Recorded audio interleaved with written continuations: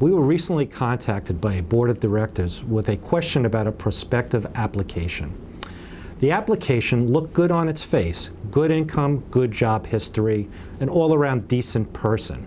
But there were some questions that they asked, and important questions. The first question was, this person had a child of college age. The apartment was near a university, and they were afraid that the room or the apartment would become a dorm room.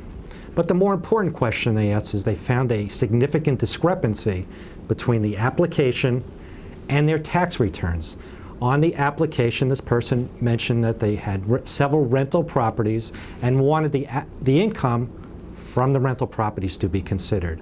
However, when they looked at the tax return, the income did not appear. So they were extremely concerned about that. To make the matter even more interesting was the fact that the person alleged to have a disability, which would put them in a protected class. So this board of directors had many questions for us, and they consulted us early in the process, and we gave them advice on how to deal with it.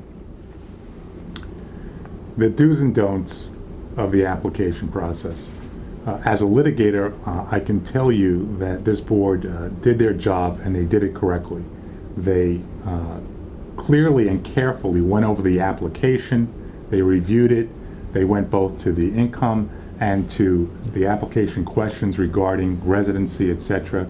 They approached our firm as their counsel early on questions that they had relative to the issues that arose.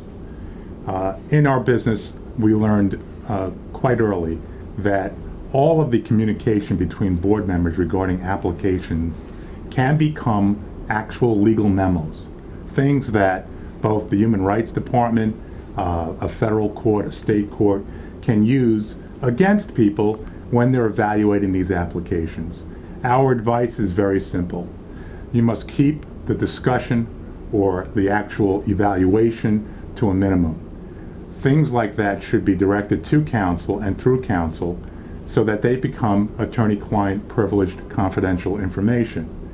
If the board, in fact, does that, works with counsel relative to claims that are clearly those issues which raise the red flags, such as disability, such as residency, such as income not substantiated, then the board can successfully review applications and deny applicants if necessary.